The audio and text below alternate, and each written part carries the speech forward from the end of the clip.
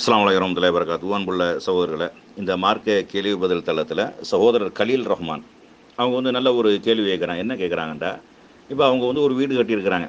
அதாவது இந்த தச்செய்கிறது, பூமி பூஜை, இந்த மாதிரியான பாத்தியாவது இந்த மாதிரியான எந்த ஒரு காரியமும் இல்லாமல் அல்லாவின் மீது தவக்கல் வைத்து என்ன செஞ்சுருக்காங்க, ஒரு வீடு கட்டியிருக்கிறாங்க.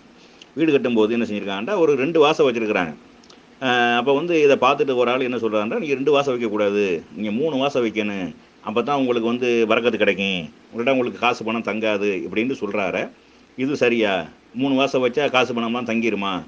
அப்படி ஏதாவது மனிதனுக்கு இந்த கண்டுபிடிக்கக்கூடிய சக்தி ஆற்றல் ஏதாவது இருக்குதா அப்படிங்கிறது தான் சகோதரருடைய கேள்வி. இந்த வாஸ்து சாஸ்திரம், இந்த நியூமராலஜி, இந்த ஜோசியம், இந்த பால் கிதாபு இந்த மாதிரி சொல்கிறாங்களா இல்லையா, இதெல்லாம் முழுக்க முழுக்க ஒரு ஏமாற்று வேலை. இவர்களுக்கு எப்படி தெரியும்? ஒரு வீடாக இருந்தால் ஒரு 4 வாசல் வச்சா தான் நல்லா இருக்கும், 3 வாசல் வச்சா தான் நல்லா இருக்கும், 2 வாசல் வைக்கக்கூடாது, கக்கூசை வலது புறத்தில் வைக்கக்கூடாது, தெற்கு பக்கத்தில் வைக்கக்கூடாது, வீட்டினுடைய மூளையை கிழக்கு பக்கமாக அமையக்கூடாது, வாசல் மேற்கு பக்கமாக வைக்கக்கூடாது, ஜன்னலை தெற்கு பக்கமாக வைக்கக்கூடாது, இப்படிலாம் சொல்கிறாங்களா இல்லையா? இவங்களுக்கு இது சம்பந்தமான அறிவு எங்கேருந்து வந்தது? இவங்க இது எப்படி கண்டுபிடிச்சாங்க? இறைவனோ இறைவனுடைய தூதர் அந்த மாதிரி ஏதாவது சொல்லியிருக்கிறாங்களா? ஒரு வீடு கட்டுவதாக இருந்தால் 3 வாசல் வைத்து வீடு கட்டுங்கள், அதில் தெற்கு பக்கமாக வாசலை அமைத்துக் கொள்ளுங்கள், வடக்கு பக்கமாக வாசலை அமைத்துக் கொள்ளுங்கள், இப்படி தான் சொல்லியிருக்கிறாங்களா? இது இவங்களாம் என்னது? இது கற்பனையாக இவங்களா உண்டாக்கக்கூடிய, மக்களிடமிருந்து காசு பணங்களை சம்பாதிக்கக்கூடிய, மக்களை ஏமாற்றக்கூடிய ஒரு வேலை. ஒரு பக்கத்தில் காத்தோட்டமாக இருக்கிற மாதிரி ஒரு ஜன்னலை வைப்போம் அப்படின்ட்டு அது ஒரு கணக்கு.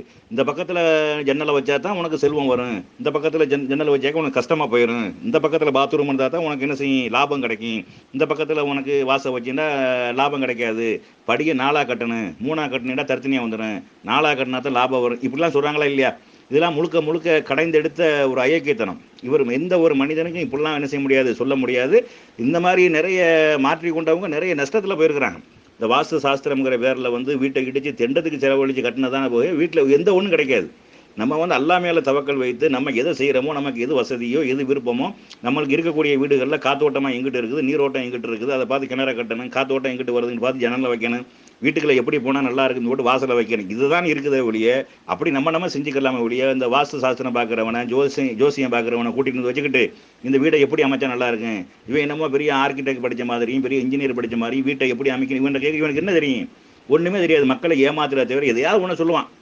நீங்கள் வாசலை இப்படி வைங்க, 6 அடியில் வாசல் வைக்காதீங்க, 4 அடியில் வாசலை வைங்க, 3 அடியில் படியை போடுங்க, நீங்கள் தாழ்வாக இருக்குது ஏற்றி கட்டுங்க, இப்படி எதையாவது என்னது உளர்றது. இதெல்லாம் என்னது, இதை நம்பக்கூடியதை முதல்ல என்னது பெரும் குற்றம். இது இந்த மாதிரியெல்லாம் எந்த ஒரு மனிதனுக்கு என்ன செய்ய முடியாது, சொல்ல முடியும். அல்லாஹ்வுடைய அதிகாரத்தை தன்னுடைய கையில் எடுக்கிறான். இப்படி இருந்தேங்க பரக்கத்து இருக்கும், இப்படி இருந்தால் செல்வம் தங்கும். இவனுக்கு எப்படி தெரியும் செல்வம் தங்குறது தங்காமல் போகிறது?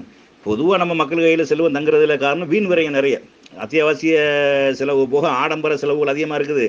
அடுத்த வீடுகளை பார்த்து நம்ம வீட்டிலே அந்த மாதிரி இருக்கணும் அப்படிங்கிற மாதிரியான ஒன்று இருக்குது.